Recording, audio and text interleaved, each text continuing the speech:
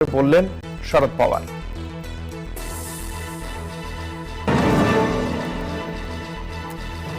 पूरे देश ने देखा है कि संसद की जो कार्रवाई है वो पूरी तरीके से ठप रही है, क्योंकि आपको बता दें कि कांग्रेस पार्टी के साथ साथ विपक्षी दल भी लगातार ये मांग करते आ रहे हैं कि जेपीसी लागू हो और अडानी की जांच हो। इसी को लेकर विपक्षी दल एक साथ एकजुट तो नजर आ रहे हैं, लेकिन वहीं बात करें एनसीपी पार्टी की, वह कहीं प्रोटेस्ट में शामिल नहीं हुई, ना ही नजर आई है। लेकिन उनकी तरफ से भी जेपीसी की मांग नहीं की गई है। आपको बता दें कि शरद पवार ने एक निजी चैनल को इंटरव्यू देते हुए कहा है कि जो जेपीसी की मांग की जा रही है वो बेवजह मांग की जा रही है। लेकिन कांग्रेस पार्टी ने पलटवार करते हुए कहा है कि यह एनसीपी के शरद पवार के अपने निजी बयान है। इस पर जो हम विपक्षी दल एकजुट हैं उस पर इसका कोई असर नहीं होगा।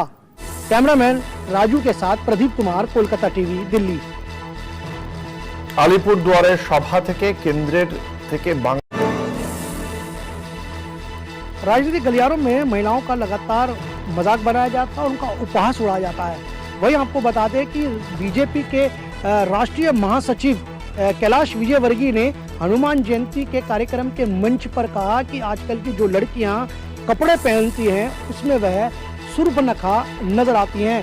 यह वीडियो सोशल मीडिया पे काफी वायरल हुआ और अब राजनीतिक गलियों में इस बयान की निंदा की जा रही है। वहीं कांग्रेस पार्टी ने भी इस बयान की निंदा की है और उन्होंने कहा है कि जो भारतीय जनता पार्टी का जो चरित्र है वह इस बयान को देखकर अंदाजा लगाया जा सकता है कि भारतीय जनता पार्टी का चाल और चरित्र किस प्रकार का है। और वहीं उन्होंने कहा कि संसद से लेकर सड़कों तक बीजेपी महिलाओं का अपमान करती रही है। कैमरामैन राजू के साथ प्रदीप कुमार, कोलकाता टीवी, दिल्ली। একটি শিল্পপতি গোষ্ঠীকে টার্গেট করা হচ্ছে। আদানির সেদিকে আমাদের নজর থাকবে এবং এর পাশাপাশি আমরা একটু দিল্লিতে নজর রাখবো। प्रदीप जी রয়েছেন আমাদের সঙ্গে। प्रदीप जी, अनुब्रत मंडल उनको दिल्ली लिया जाएगा, ईडी की तरफ से अभी तक क्या स्टेप लिया जा रहा है?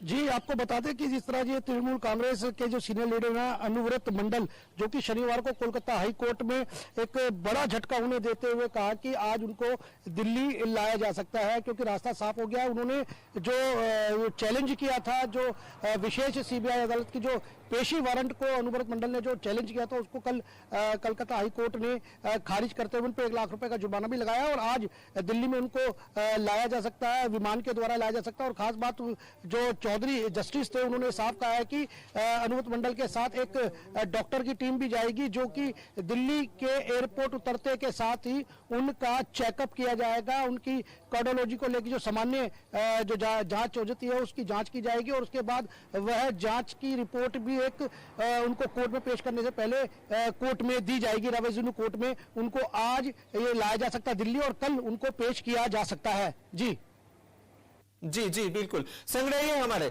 প্রতিক্রিয়া আমাদের সঙ্গে থাকো। তবে এখন সময় হয়ে গেছে আজ নজরে যে খবর একটা ছোট্ট বিরতি নেওয়ার। বিরতির পর আমরা মনীষ সিসোদিয়া এবং তারই সঙ্গে ইস্তফা দিয়েছেন গ্রেফতার হওয়া মন্ত্রী সত্যেন্দ্র জৈন। এই মুহূর্তে কি পরিস্থিতি? আমাদের সঙ্গে রয়েছেন প্রদীপ কুমার, দিল্লি থেকে রয়েছেন। प्रदीप जी, अभी क्या परिस्थिति है?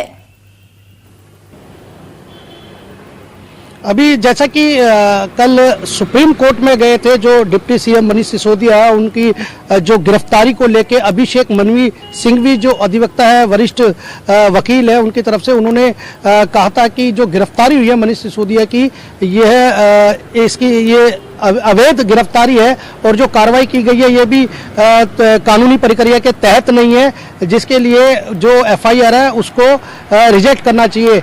लेकिन सुप्रीम कोर्ट ने ये कहते हुए खारिज कर दिया कि ये आपके पास ऑप्शन और भी थे, आप हाई कोर्ट का भी रुख कर सकते थे, आपको हाई कोर्ट जाना चाहिए।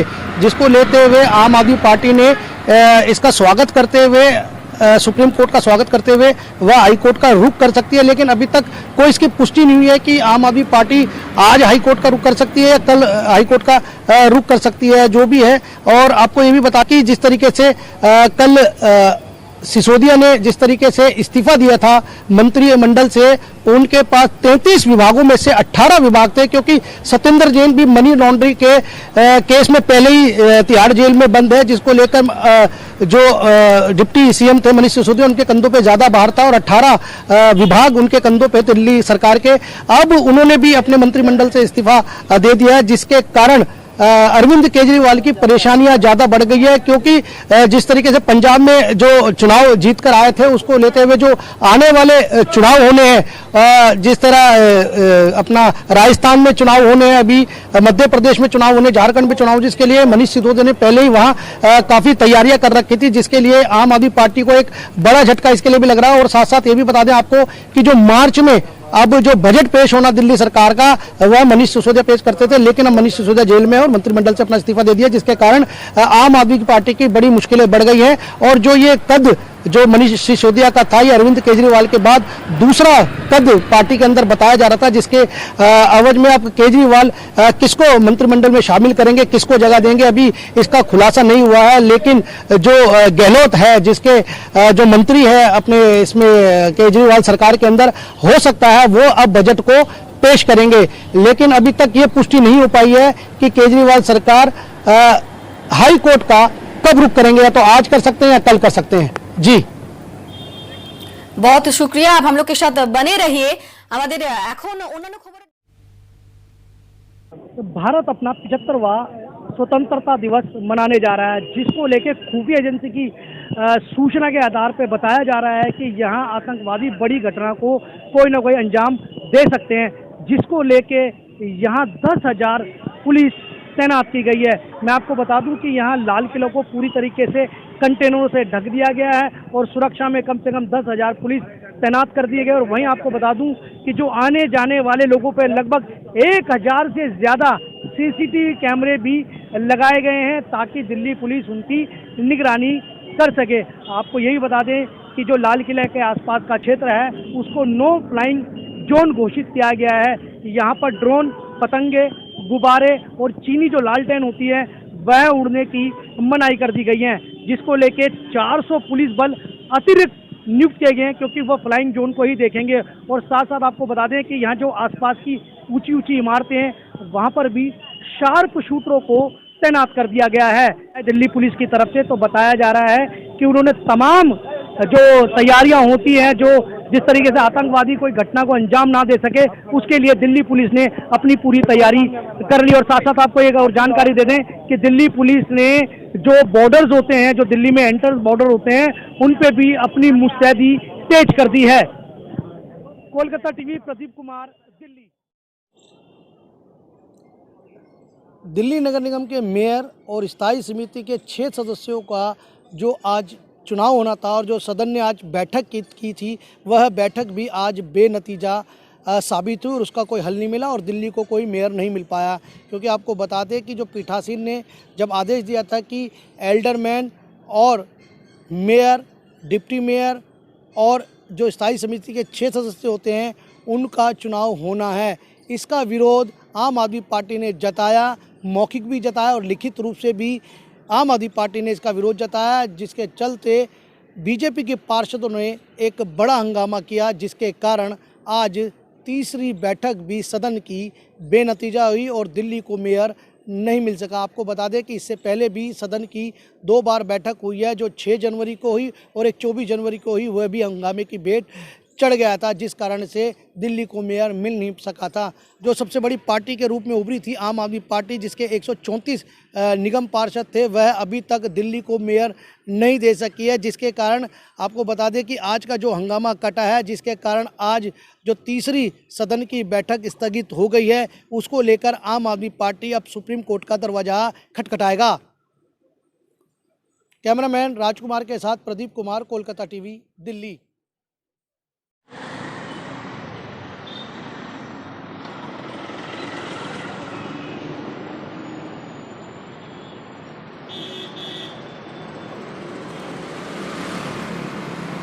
जी मैं आपको बता दूं कि आज जो विशेष सत्र है उसका आज तीसरा दिन है और कल वही नई संसद में प्रवेश किया था। सभी सांसदों ने नई जो संसद थी उसमें एक बिल, जो मुख्य बिल एक जहां पटल पे रखा गया है संसद भवन के अंदर, संसद में जो पटल पे रखा गया है वो बिल था महिला आरक्षण बिल, जो महिलाओं को 33% देने की पिछले कई सालों से मांग हो रही थी, जिसको पहले भी राज्यसभा में पास कर दिया गया था। लेकिन अब नई संसद में नई सौगात दी गई है, महिलाओं को 33% जो आरक्षण है उस बिल का कल उसके पटल पे रखा गया और आज उस बिल पे चर्चा होनी है। और वहीं आपको बता दूं कि सुबह 11 बजे से आज तीसरे दिन की जो विशेष सत्र है उसकी कार्रवाई होगी तीसरे दिन की, और 11 बजे से इस पे चर्चा शुरू हो जाएगी। और वहीं इस बिल को लेकर कहीं ना कहीं ये भी लग रहा है कि कहीं ना कहीं क्रेडिट लेने की एक तरीके से होड़ लग गई है। कल देखने को आया था कि तमाम जो राजनीतिक पार्टियां हैं, जिसमें टीएमसी है, कांग्रेस है और बीजेपी है, लगातार क्रेडिट लेने की एक तरीके से होड़ लग गई है। बीजेपी वाले कहते हैं कि जो ये बिल लाया गया है ये मोदी लेकर आए हैं, मोदी है तो मुमकिन है। वहीं सोनिया गांधी ने भी ट्वीट करके कहा था कि ये बिल कांग्रेस की देन है, महिलाओं को राजीव गांधी की देन है ये बिल। और वहीं टीएमसी जो है वो कहती है कि ये बिल के लिए टीएमसी भी ने भी फाइट की थी और ये बिल को पारित करने की बात की थी, इसके पक्ष में रहे थे। तमाम ऐसी राजनीतिक पार्टियां हैं जो इस बिल को लेकर अपनी पीठ थपथपा रही है। लेकिन आज इस बिल पे चर्चा होनी है, सुबह 11 बजे से ये लग जाएगी। और ऐसे तमाम बिल भी हैं जिन पे चर्चा होएगी, जैसे अधिवक्ता विधेयक बिल है, डाक विधेयक बिल 2023 है, चुनाव आयुक्त की नियुक्ति जो कि एक इम्पॉर्टेंट है, जिसमें चुनाव आयुक्त की नियुक्ति होती है, जिसके अंदर प्रधानमंत्री और जिसमें जो भारत सरकार के जो न्यायाधीश होते हैं, मुख्य न्यायाधीश होते हैं वो होते हैं, और साथ साथ तो विपक्ष के प्रतिपक्ष के जो नेता होते हैं वो होता है। इसको लेकर भी कहीं ना कहीं एक तरीके की मंशा बनी हुई है कि आखिरकार इस बिल में ऐसा क्या होने जा रहा है, क्या संशोधन होने जा रहा है इस बिल में, क्या सरकार की मंशा है इस बिल को लाने के लिए, इसकी भी कहीं ना कहीं अटकलें लगाई जा रही हैं। और साथ साथ प्रेस पत्र पत्रिकाओं के रजिस्ट्रेशन को भी लेकर ये बिल यहाँ लाए जाएंगे, जो सरकार ने अपनी मंशा पहले जाहिर कर दी। जो सरकार पर लगातार यह आरोप लगाए जा रहे थे कि आखिरकार एजेंडा क्या है जो विशेष सत्र बुलाया गया है इसको लेकर। जी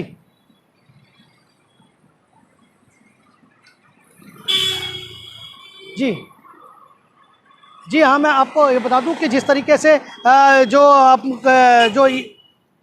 जो कलकत्ता हाई कोर्ट ने जो मुख्य न्यायाधीश है अभिजीत गांगुली ने एक टिप्पणी एक ज़बरदस्त तरीके से सीबीआई को लताड़ा। जो सीबीआई ने जो अपनी रिपोर्ट पेश की थी उस रिपोर्ट को देखते हुए जो न्यायाधीश हैं कलकत्ता हाई कोर्ट के, उन्होंने बहुत बुरी तरीके से लताड़ा है कि उन्होंने ये कहा है कि जिस तरीके से जो ये आप मेरे पास जो लेकर आए हैं, जिस तरीके से जो आपने जो ये तैयार की है रिपोर्ट, उसको देखकर ऐसा लगता है कि जो माणिक जो है जो टैक्स घोटाले में जो शामिल हैं, जो टीएमसी के लीडर हैं और जो इस मुख्य प्रमुख भी हैं, इसके जो प्राइमरी शिक्षा केंद्र है उसके मुख्य प्रमुख भी हैं, जिसको लेकर उससे पूछताछ भी होनी थी। वहीं सीबीआई ने अभी तक उनसे कुछ तरीके से कोई पूछताछ नहीं की है, इस रिपोर्ट में साफ लगा है। तो ऐसा लगता है जो मुख्य न्यायाधीश गांगुली हैं उन्होंने साफ कहा है कि कहीं ना कहीं इनकी मिली जुली है और ये किसी न प्रकार की एक साजिश है। इससे अच्छा तो ये होता, सीबीआई को केस देने से अच्छा तो ये होता कि कलकत्ता पुलिस को ये केस दिया जाता, तो अब तक कुछ ना कुछ उसके अंदर सामने निकल के पेश होता कि अभी तक ऐसा क्या कारण है कि अभी तक वह इसको काम नहीं कर पाई। और आपको बता दें कि जिस तरीके से जो ये टैग टीचर एलिजिबिलिटी टेस्ट होता है, इसकी जो उत्तर पत्रिका होती है उसको नष्ट किया गया था, जो ओएमआर शीट कहते हैं उसको नष्ट किया गया था। उसी को लेकर एक ये बड़ा घोटाला चला आ रहा है और इसको लेकर कहीं ना कहीं जो सीबीआई की जो रिपोर्ट पेश हुई है, जिससे जो कलकत्ता के न्यायाधीश है अभिजीत गांगुली वो नाखुश नजर आए हैं, जिसको लेके एक बहुत ज़ोरदार तरीके से फटकार लगाई। और साथ साथ उन्होंने कहा है कि जो सीबीआई के प्रमुख हैं उनको भी आने वाली 27 सितंबर को 2 बजे उनको पेश होना। और गांगुली ने साफ तौर पे ये भी कहा है कि इसकी शिकायत वह पीएमओ से भी करेंगे और साथ साथ सुप्रीम कोर्ट में भी इसकी शिकायत करेंगे। जी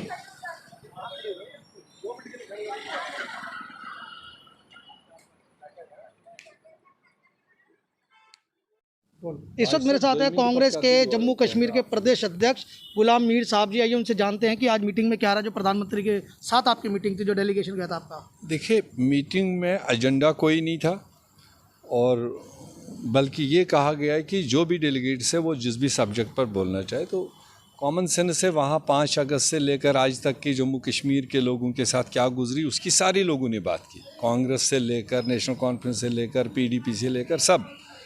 और फिर अब चूंकि आपने बुलाया है तो इसमें हाई एक्सपेक्टेशंस लोगों के भी बड़े, पॉलिटिकल पार्टीज़ के भी।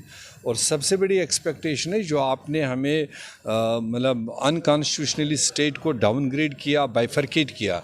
पहली कमिटमेंट आपसे हम चाहते हैं कि restoration of state, then followed by assembly election, give the people a popular government.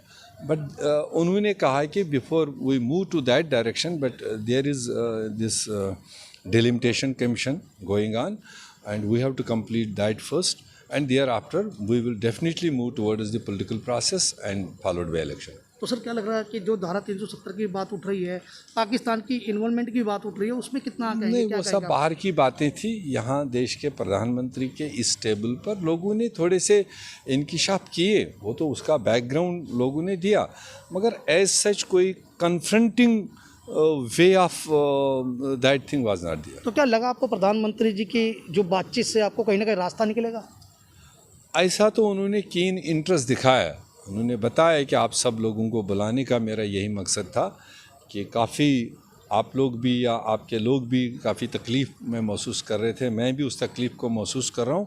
ऐसे में हम और आप मिल कर के कैसे लोगों को राहत पहुँचाएं, कैसे उनको पीस और डेवलपमेंट की ओर ले चलें, उसमें हम एकजुट होकर तो सर पुनः स्थापित के लिए जो बात चल रही थी, जो कश्मीरी के पंडित थे उनको पुनः उस स्थापित पर भी बात हुई, उस पर भी बात हुई। उन्होंने कहा हम कई इकदाम इस डायरेक्शन में ऑलरेडी ले चुके हैं। लेफ्टिनेंट गवर्नर साहब थे वहाँ पर, उन्होंने कहा हमारी लगातार उसमें मीटिंग्स हो रही है, we are on job. Okay, ये थे कांग्रेस प्रदेश अध्यक्ष गुलाम मीर अहमद साहब। कोलकाता टीवी के लिए प्रदीप कुमार की रिपोर्ट।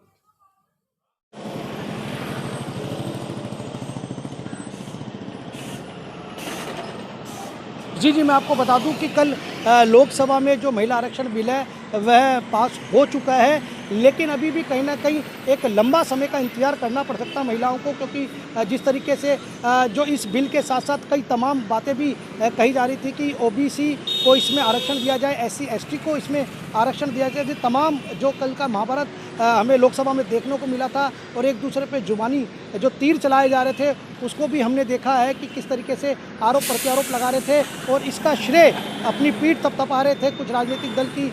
ये जो महिला आरक्षण बिल है ये हम लेकर पहले आए थे, इससे तमाम ऐसी बातें लगभग 11 बजे से कल लोकसभा प्रारंभ हुई थी और शाम होते होते ये 454 वोटों से इस बिल के पक्ष में पड़े थे और 2 इसके विरोध में पड़े थे। बहरहाल अब ये बिल पास हो चुका है लोकसभा में। अब इस बिल को आज राज्यसभा में पेश किया जाएगा और वहाँ पर क्या होता है वह पूरी महाभारत वहाँ पर भी हमें देखने को मिल सकती है।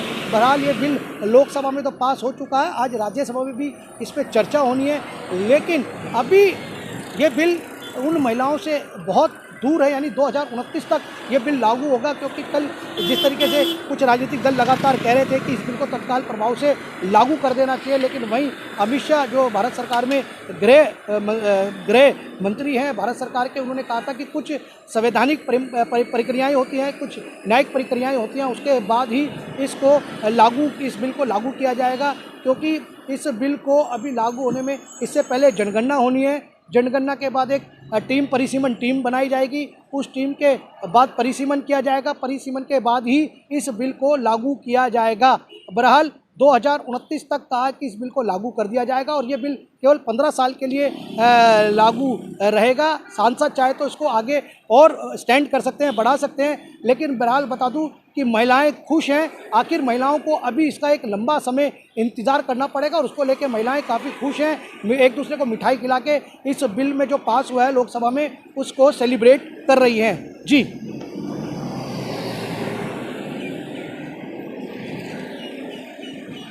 जी, मैं आपको बता दूं कि कलकत्ता हाई कोर्ट में जो न्यायाधीश हैं गंगोपाध्याय, उन्होंने एक फटकार सीबीआई को फिर से लगाई है। मंगलवार को भी फटकार लगाई थी, अब बुधवार की सुनवाई के दौरान भी सीबीआई को जमकर फटकार लगाई है, क्योंकि कोलकाता हाई कोर्ट ने बताया कि जिस तरीके से 1 साल पूरा हो चुका है सीबीआई को एक केस दिया हुआ है, जो प्राथमिक शिक्षा जो भर्ती था उसमें जो एक बड़ा घोटाला हुआ है, उसकी जाँच अभी तक नहीं ठीक प्रकार से हो पाई है। और वहीं जो प्रगति रिपोर्ट है वो प्रगति रिपोर्ट क्या हुई है, कैसे तैयार की गई है, अभी तक उससे नाखुश नज़र आ रहे हैं जो न्यायमूर्ति हैं। और साथ साथ उन्होंने ये कहा है कि जो सीबीआई के निदेशक है प्रवीण सूद को कि वह जो प्रगति रिपोर्ट है उसको लेके पेश होंगे।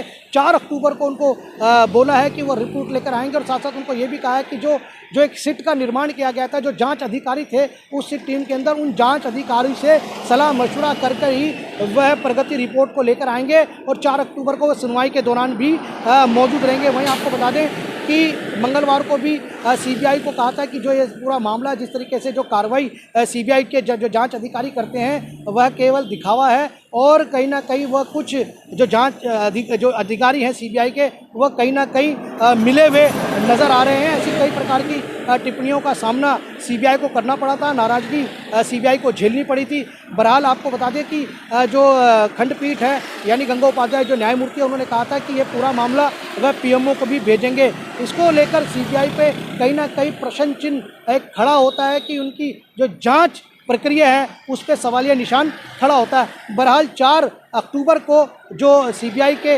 निदेशक है प्रवीण सूद, उनको प्रगति रिपोर्ट लेकर पेश होना है। जी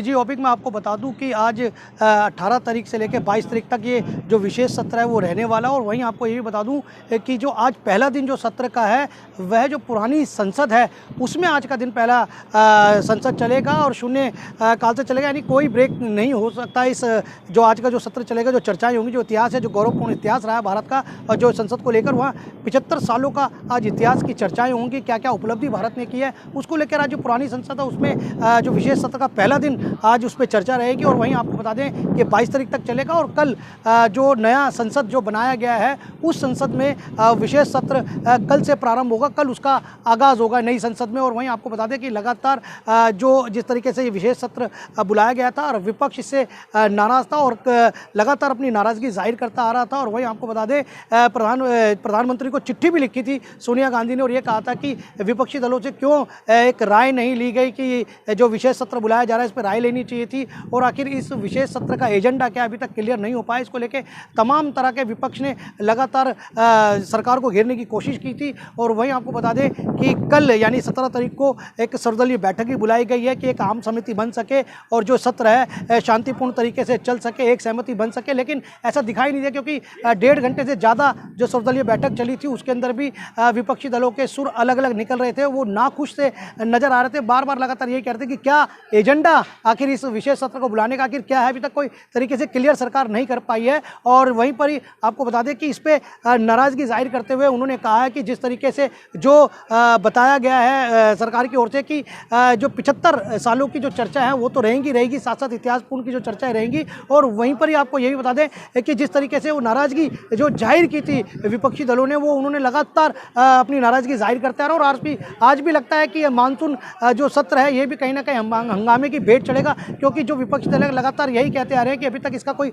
एजेंडा क्लियर नहीं। वहीं अधीर रंजन चौधरी की बात करूं, जेडी से मनोज झा की बात करूं, आम आदमी पार्टी से बात करूं, ये तमाम जो विपक्षी दल है लगातार सरकार को घेरने की कोशिश कर रहे हैं। और वहीं एक बैठक भी की आज, जो फ्लोर लीडर्स हैं विपक्षी दल के उन्होंने आज बैठक भी किया और वहीं एक स्ट्रेटेजी उन्होंने तैयार की है कि जो मानसून जो सत्र माफ़ कीजिएगा जो सत्र जो आया है विशेष सत्र उसमें किस तरह से चर्चाएं होनी है, सरकार को किस तरीके से घेरना। लेकिन विपक्ष ने अपना एजेंडा क्लियर कर दिया है कि उन्होंने कहा कि जो बिल सरकार जो 8 बिलों पे चर्चा ला रही है, सहमति बनाने की बात कर रही है और वहीं पर ही जो महिला आरक्षण बिल होता है उसको भी कहीं ना कहीं सरकार को उस बिल को भी लाना चाहिए, उस बिल पर भी बात होनी चाहिए और सहमति बननी चाहिए। बहरहाल आपको बता दें कि लगातार जो सामना झेलती आ रही है जो सरकार है, जो विशेष सत्र को लेकर भी कहीं ना कहीं सवालिया निशान पे खड़ी है सरकार। और वहीं इस पर यह भी सहमति बनती मुझे नज़र नहीं आ रही है कि क्या ये जो सत्र जो विशेष सत्र चलाया जाएगा कि हंगामे की भेंट चढ़ेगा या नहीं चढ़ेगा, ये अब देखने वाली कुछ ही देर बाद यानी 11 बजे के बाद पता लग जाएगा कि किस तरीके। और यहीं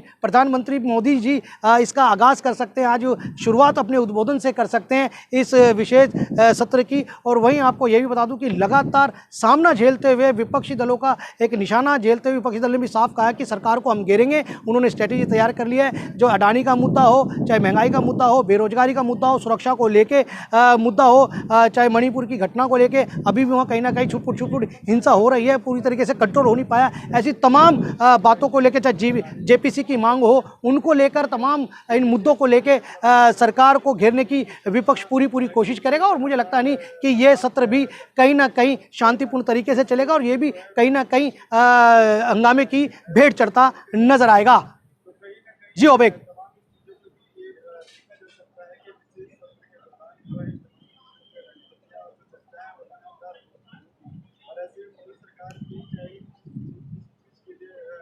তোড়জোড় কিন্তু ইতিমধ্যেই কেন্দ্রীয় এজেন্সি এনফোর্সমেন্ট ডিরেক্টরেটের আধিকারিকদের তরফ থেকে কিন্তু শুরু হয়েছে।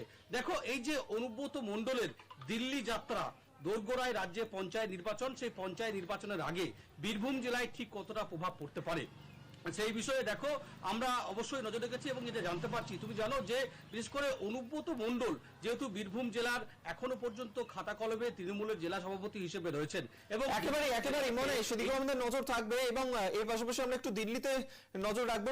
प्रदीप जी রয়েছেন আমাদের সঙ্গে। प्रदीप जी, अनुब्रत मंडल उनको दिल्ली लिया जाएगा, ईडी की तरफ से अभी तक क्या स्टेप लिया जा रहा है?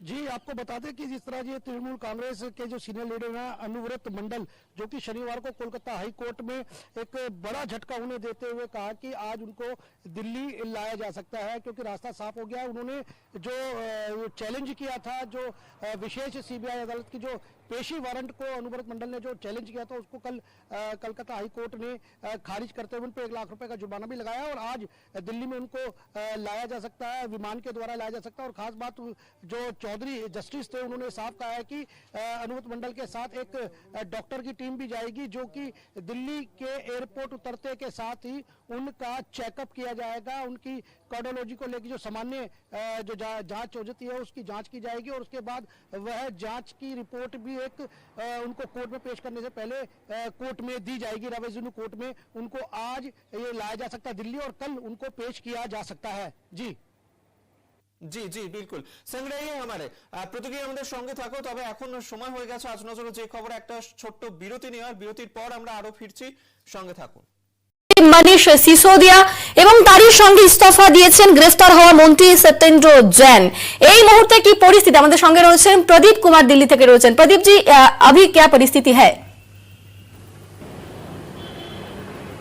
अभी जैसा कि कल सुप्रीम कोर्ट में गए थे जो डिप्टी सीएम मनीष सिसोदिया, उनकी जो गिरफ्तारी को लेके अभिषेक मनु सिंघवी जो अधिवक्ता है, वरिष्ठ वकील है, उनकी तरफ से उन्होंने कहा था कि जो गिरफ्तारी हुई है मनीष सिसोदिया की, ये अवैध गिरफ्तारी है और जो कार्रवाई की गई है ये भी कानूनी प्रक्रिया के तहत नहीं है, जिसके लिए जो एफआईआर है उसको रिजेक्ट करना चाहिए। लेकिन सुप्रीम कोर्ट ने ये कहते हुए खारिज कर दिया कि ये आपके पास ऑप्शन और भी थे, आप हाई कोर्ट का भी रुख कर सकते थे, आपको हाई कोर्ट जाना चाहिए। जिसको लेते हुए आम आदमी पार्टी ने इसका स्वागत करते हुए, सुप्रीम कोर्ट का स्वागत करते हुए वह हाई कोर्ट का रुख कर सकती है। लेकिन अभी तक कोई इसकी पुष्टि नहीं हुई है कि आम आदमी पार्टी आज हाई कोर्ट का रुख कर सकती है या कल हाई कोर्ट का रुख कर सकती है, जो भी है।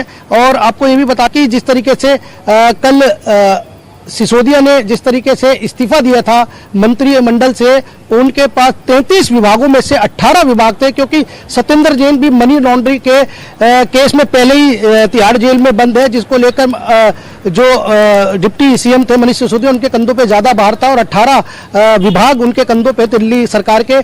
अब उन्होंने भी अपने मंत्रिमंडल से इस्तीफा दे दिया है, जिसके कारण अरविंद केजरीवाल की परेशानियां ज्यादा बढ़ गई है। क्योंकि जिस तरीके से पंजाब में जो चुनाव जीतकर आए थे, उसको लेते हुए जो आने वाले चुनाव होने हैं, जिस तरह अपना राजस्थान में चुनाव होने हैं, अभी मध्य प्रदेश में चुनाव होने, झारखंड में चुनाव, जिसके लिए मनीष सिसोदिया ने पहले ही वहां काफी तैयारियां कर रखी थी, जिसके लिए आम आदमी पार्टी को एक बड़ा झटका इसके लिए भी लग रहा है। और साथ साथ ये भी बता दें आपको कि जो मार्च में अब जो बजट पेश होना दिल्ली सरकार का वह मनीष सिसोदिया पेश करते थे, लेकिन अब मनीष सिसोदिया जेल में है और मंत्रिमंडल से अपना इस्तीफा दे दिया, जिसके कारण आम आदमी पार्टी की बड़ी मुश्किलें बढ़ गई हैं। और जो ये कद जो मनीष सिसोदिया का था, ये अरविंद केजरीवाल के बाद दूसरा कद पार्टी के अंदर बताया जा रहा था, जिसके अवज में अब केजरीवाल किसको मंत्रिमंडल में शामिल करेंगे, किसको जगह देंगे, अभी इसका खुलासा नहीं हुआ है। लेकिन जो गहलोत है, जिसके जो मंत्री है अपने इसमें केजरीवाल सरकार के अंदर, हो सकता है वो अब बजट को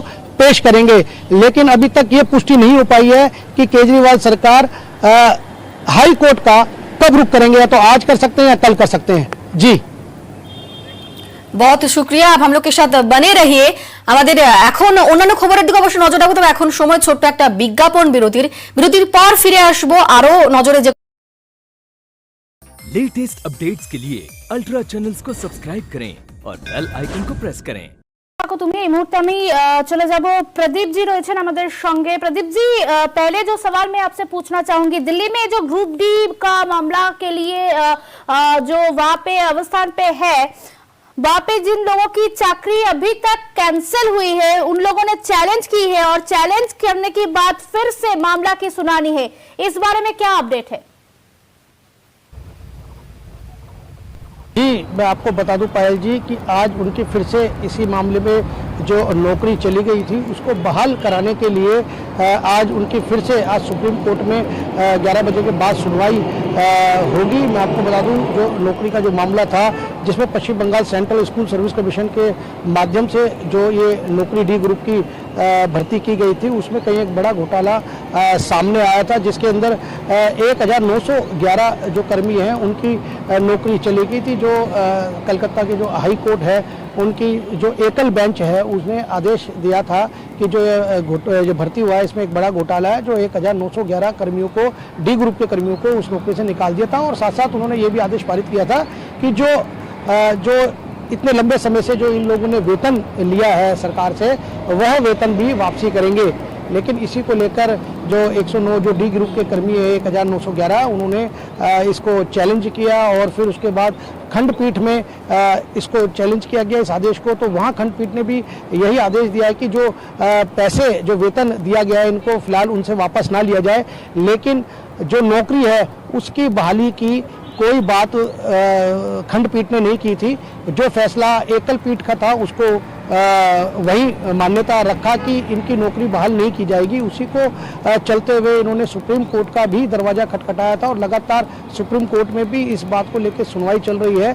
और साथ साथ ये भी बताते हैं कि जो कलकत्ता के स्टाफ सिलेक्शन जो बोर्ड है, उन्होंने जो 1911 जो भर्तियां को रिक्त किया गया था, जो नौकरियां रिक्त की गई थी, उसको भी भरने की प्रक्रिया प्रारंभ की थी, जिसको भी लेकर इन्होंने कोर्ट में गुहार लगाई थी कि ऐसा ना हो कि उसको ना भरा जाए। लेकिन कोर्ट ने उसको भी, उस आदेश को भी रोक दिया है कि अभी भर्ती की नहीं जाए जब तक इस पर पूरी तरीके से कोई फैसला नहीं आ जाता। और वहीं अब आज सुप्रीम कोर्ट में भी इसको लेकर जो नौकरी गई है उसको बहाली के लिए इनकी आज सुप्रीम कोर्ट में सुनवाई होनी है। जी पायल जी, हमारे साथ रहिए आप प्रदीप जी। আমাদের সঙ্গে রয়েছিলেন, দিল্লি থেকে ছিলেন প্রদীপ জি। আমাদের সঙ্গে রয়েছেন সুদীপ্তা, শুভঙ্কর রয়েছেন আমাদের সঙ্গে। আরো গুরুত্বপূর্ণ খবর, সেই সমস্ত খবরের আপডেট আমরা জানবো আমাদের প্রতিনিধিদের কাছ থেকে।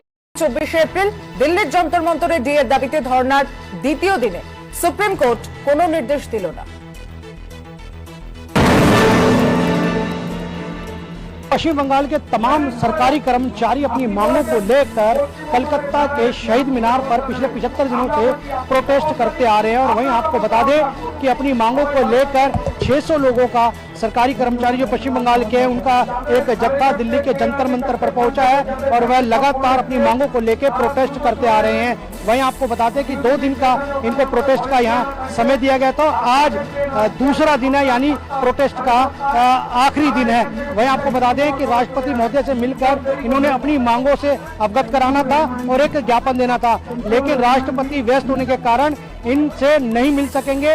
और यह जो मेमोरेंडम है अब राष्ट्रपति कार्यालय में जाकर यह लोग उस मेमोरेंडम को देंगे। आपको वहीं ये भी बता दें कि जो डीए को लेकर पिछले कई सालों से पश्चिम बंगाल के सरकारी कर्मचारी जो लड़ाई लड़ते आ रहे थे, कलकत्ता के हाई कोर्ट से लेकर सुप्रीम कोर्ट तक वह डीए की मांग पहुंची थी और वहां आज उस पर सुनवाई भी होनी थी। लेकिन अब सुप्रीम कोर्ट में फिर से एक नई तारीख दे दी गई है, यानी कि आने वाली 24 अप्रैल को डीए यानी महंगाई भत्ते पर अब अगली सुनवाई 24 अप्रैल को होगी। कैमरामैन अजय कुमार के साथ प्रदीप कुमार, कोलकाता टीवी, दिल्ली।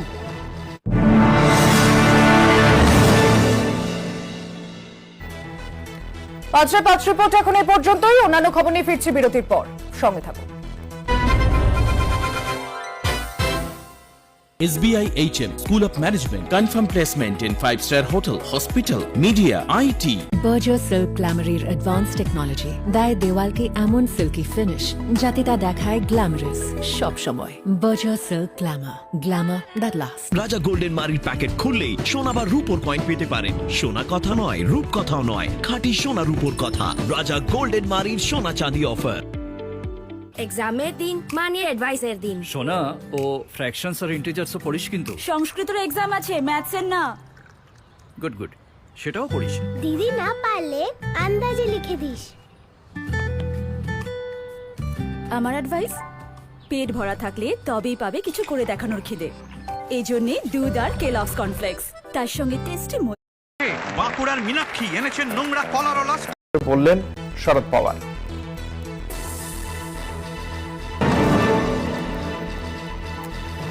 पूरे देश ने देखा है कि संसद की जो कार्रवाई है वो पूरी तरीके से ठप रही है, क्योंकि आपको बता दें कि कांग्रेस पार्टी के साथ साथ विपक्षी दल भी लगातार ये मांग करते आ रहे हैं कि जेपीसी लागू हो और अडानी की जांच हो। इसी को लेकर विपक्षी दल एक साथ एकजुट तो नजर आ रहे हैं, लेकिन वहीं बात करें एनसीपी पार्टी की, वह कहीं प्रोटेस्ट में शामिल नहीं हुई, ना ही नजर आई है। लेकिन उनकी तरफ से भी जेपीसी की मांग नहीं की गई है। आपको बता दें कि शरद पवार ने एक निजी चैनल को इंटरव्यू देते हुए कहा है कि जो जेपीसी की मांग की जा रही है वो बेवजह मांग की जा रही है। लेकिन कांग्रेस पार्टी ने पलटवार करते हुए कहा है कि यह एनसीपी के शरद पवार के अपने निजी बयान है। इस पर जो हम विपक्षी दल एकजुट हैं उस पर इसका कोई असर नहीं होगा। कैमरामैन राजू के साथ प्रदीप कुमार, कोलकाता टीवी, दिल्ली। আলিপুরদুয়ারের সভা থেকে কেন্দ্রের থেকে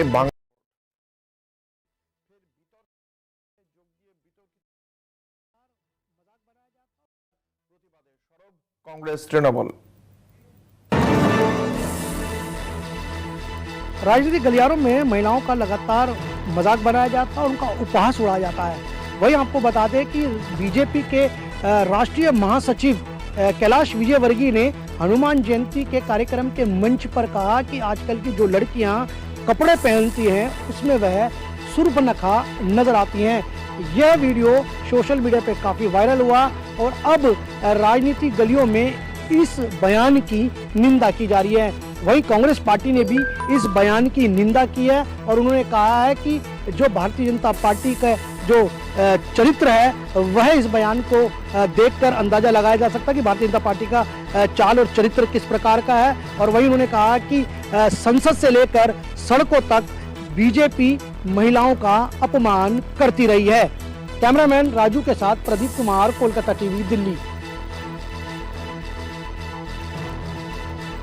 একটি শিল্পপতি গোষ্ঠীকে টার্গেট করা হচ্ছে। আদানির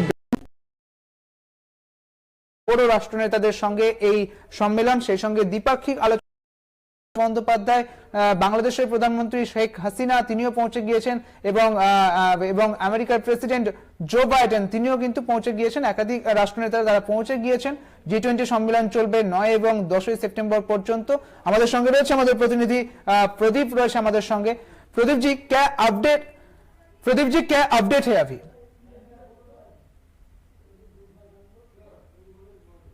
से प्रगति मैदान के जो अत्याधुनिक भारत मंडप जो बनाया गया था उसमें जो महाशक्तियों का आज एकत्रीकरण होने वाला है, वहां सभी महाशक्तियां पहुंच चुकी हैं और लगभग कुछ ही देर बाद कार्यक्रम शुरू हो जाएगा। और उसके अंदर आपको बता दें कि लगातार ये भारत के लिए बड़ा ही महत्वपूर्ण है। इससे भारत कई कूटनीतिक और आर्थिक रूप से भारत को फायदा मिलेगा। G20 अध्यक्षता कर रहा है जो भारत, उसके लिए ऐतिहासिक पल माना जा रहा है। भारत ने G20 की अध्यक्षता संभालकर भारत देश के कई वैश्विक मुद्दों को सुलझाने में मदद करेगा। भारत में यह बता दिया कि ग्लोबल साउथ की समस्याओं के समाधान के लिए भारत बड़ी महत्वपूर्ण भूमिका निभा सकता है। उसी के साथ साथ आपको ये बताया, भारत इस मंच से दुनिया को यह संदेश भी देने जा रहा है कि भारत अब बदल चुका है, भारत तरक्की की राह पर है, भारत बड़ी तेजी से आगे बढ़ रहा है। भारत की तरक्की के लिए डिजिटल माध्यम का बड़ा योगदान है। बैंकिंग सेक्टर के डिजिटल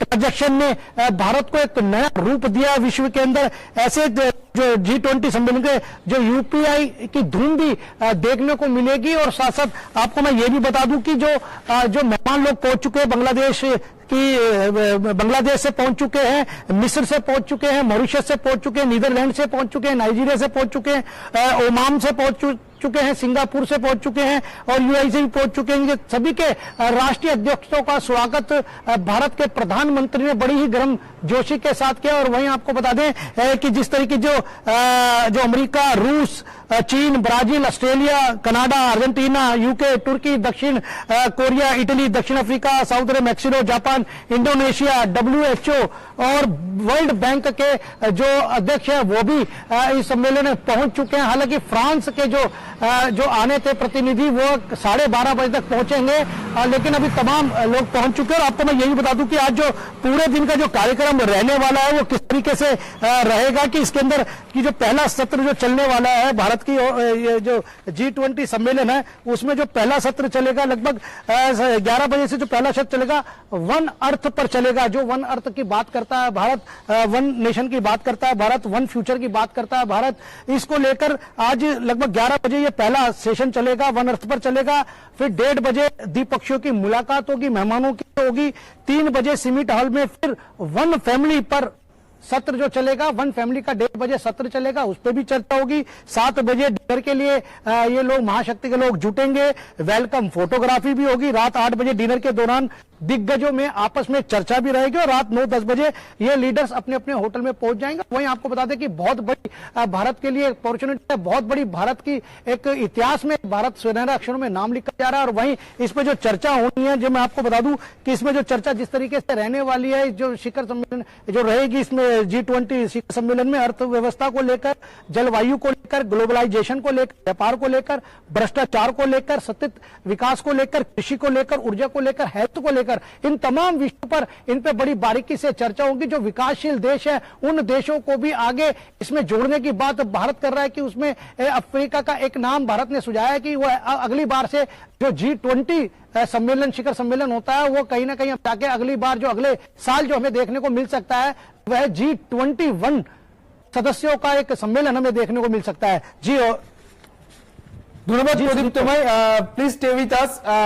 এই মুহূর্তে আমরা আবার নজর রাখবো রানীনগরের দিকে। রানীনগরে কংগ্রেসের সমাবেশে যে কংগ্রেসের ডাকে যে সমাবেশ হয়েছিল এবং সঙ্গে থাকবে सड़कों पर उतरे थे। নগর থেকে দেবকম শক্তি হিসেবে নিজেদের গড়ে তোলা।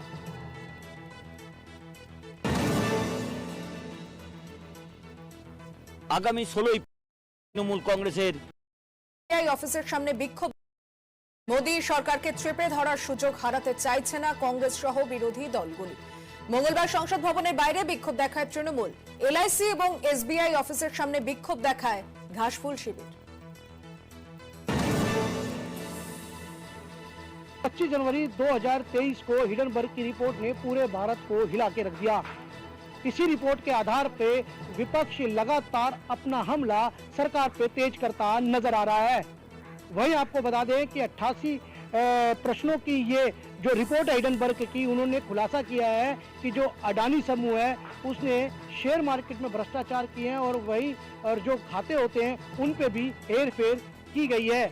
इसी को लेकर लगातार पार्लियामेंट के अंदर एक डिमांड की जा रही है विपक्षी दलों के द्वारा कि सरकार इसका संज्ञान ले और इस पे प्रधानमंत्री मोदी खुलकर सामने आए। इसको देखते हुए विपक्ष ने ये भी मांग की है कि इस पे ज्वाइंट पार्लियामेंट कमेटी बोर्ड का गठन किया जाए ताकि इस भ्रष्टाचार का उजागर जनता के सामने हो सके। इसको देखते हुए कांग्रेस पार्टी ने कल प्रोटेस्ट किया था और सड़कों पर उतरे थे। इसी रिपोर्ट को लेकर आज तृणमूल कांग्रेस पार्टी ने भी संसद भवन से लेकर सड़कों तक इस रिपोर्ट को जनता के सामने प्रस्तुत करने की कोशिश की है और सरकार से मांग की है कि जॉइंट पार्लियामेंट कमेटी बोर्ड का गठन किया जाए और इसकी जांच निष्पक्षता के साथ की जाए। और वहीं इन्होंने ये भी मांग की है जो अडानी ग्रुप है उनके जितने भी एसेट्स हैं उसको सरकार सीज करे। और वहीं आपको बता दें कि आम आदमी पार्टी ने भी कहा है कि जब तक सरकार इन मांगों को नहीं मान लेती तब तक वह संसद की किसी भी कार्रवाई में भाग नहीं लेंगे। कैमरामैन जतिन कुमार के साथ प्रदीप कुमार, कोलकाता टीवी, दिल्ली।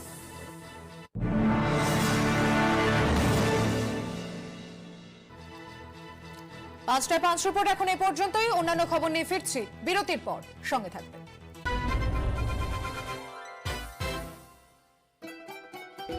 মন ছুঁয়ে যায় মন ছুঁয়ে যায় সিটি বাজায় কিন্তু বিনা ঝামেলায় চট করে সুস্বাদু লড়াই করছে কংগ্রেসও, ফলে কংগ্রেস যদি দুপক্ষের ভোট কাটে সেক্ষেত্রে ভারতীয় জনতা পার্টিরই লাভ। শেষ মুহূর্তে হয়তো ভারতীয় জনতা পার্টি তারা এগিয়ে যাবে। এখনো পর্যন্ত কতটা ভোট হয়েছে, কেমন চলছে ভোট, বিশদে জানবো। আমাদের সঙ্গে রয়েছেন আমাদের প্রতিনিধি প্রদীপ কুমার। प्रदीप जी, आपसे आपके पास ये जानना चाहेंगे, सुबह 8 बजे से ये मतदान शुरू हुआ है, कैसा चल रहा है मतदान? ये सुबह 8 बजे से मतदान शुरू हुआ था अंकुर जी, मैं आपको बता दूं, और ये 5:30 बजे तक मतदान रहेगा। और आज रविवार का दिन ही चुना गया था कि मतदान रविवार को करें तो ताकि लोग ज्यादा से ज्यादा वोट कर सके। लेकिन सुबह से अगर मैं बात करूं 12 बजे से पहले की तो लगभग 18% के पास ही वोट पोल हुआ था और दोपहर 12 बजे तक ये बढ़कर 30% हो गया था 2:30 बजे तक। अब 2:30 बजे के बाद से लेकर अब तक 4 बज चुके हैं। 4 बजे लगभग 40% के करीब वोट पोल हो चुका है। लोग लगभग अब ज्यादा से ज्यादा घरों से निकल रहे हैं दोपहर यानी 3 बजे के बाद से।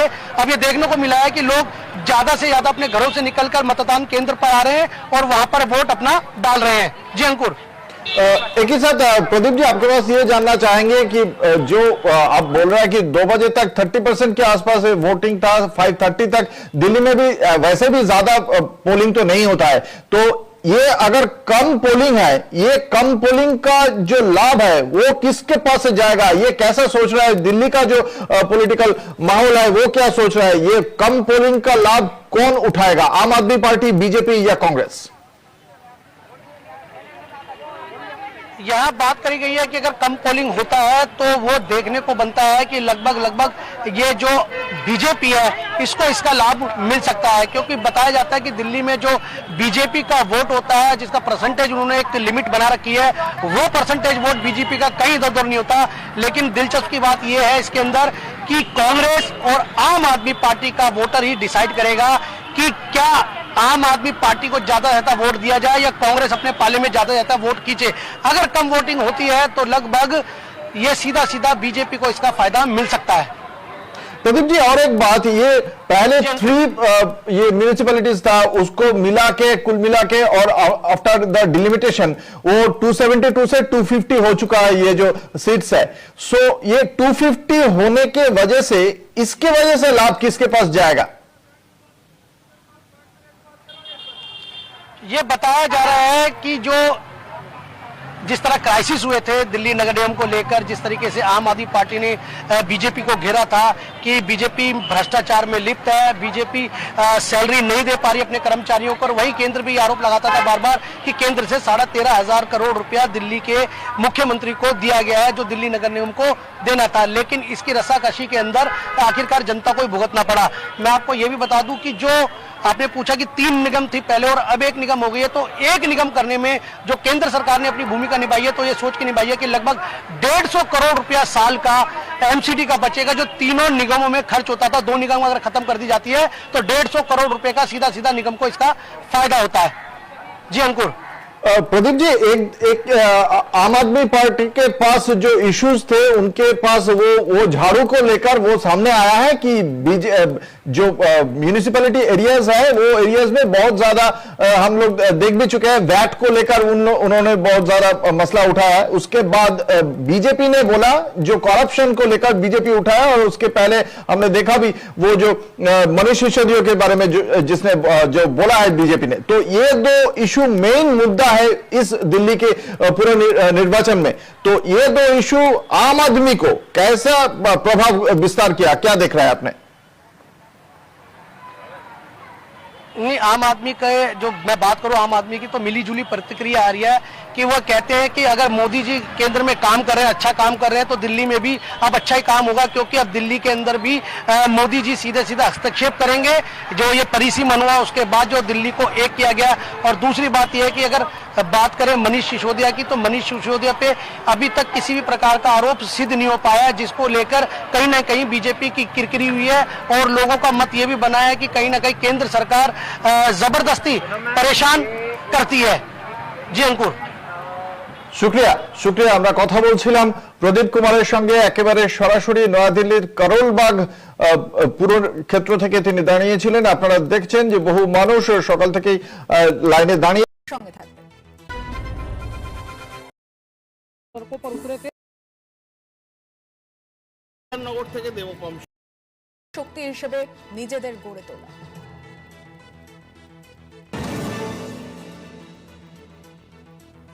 আগামী 16ই তৃণমূল কংগ্রেসের এই অফিসের সামনে বিক্ষোভ। মোদী সরকারকে চেপে ধরার সুযোগ হারাতে চাইছে না কংগ্রেস সহ বিরোধী দলগুলি।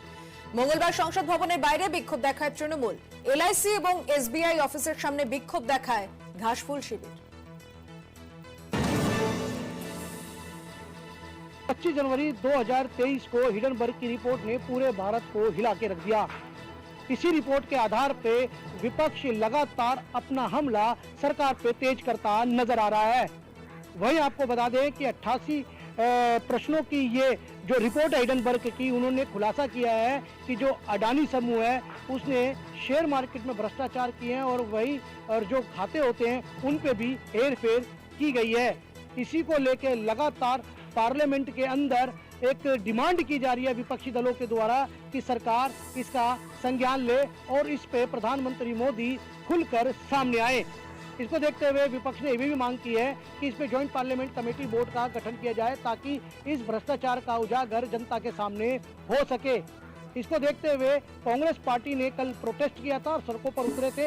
इसी रिपोर्ट को लेकर आज तृणमूल कांग्रेस पार्टी ने भी संसद भवन से लेकर सड़कों तक इस रिपोर्ट को जनता के सामने प्रस्तुत करने की कोशिश की है और सरकार से मांग की है कि ज्वाइंट पार्लियामेंट कमेटी बोर्ड का गठन किया जाए और इसकी जांच निष्पक्षता के साथ की जाए। और वहीं उन्होंने ये भी मांग की है जो अडानी ग्रुप है उनके जितने भी एसेट्स हैं उसको सरकार सीज करे।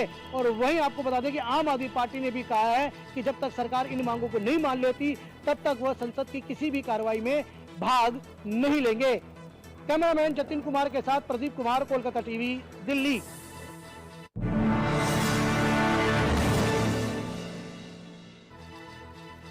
পাঁচটায় 5 রিপোর্ট এখন এই পর্যন্তই। অন্যান্য খবর নিয়ে ফিরছি বিরতির পর, সঙ্গে থাকবেন।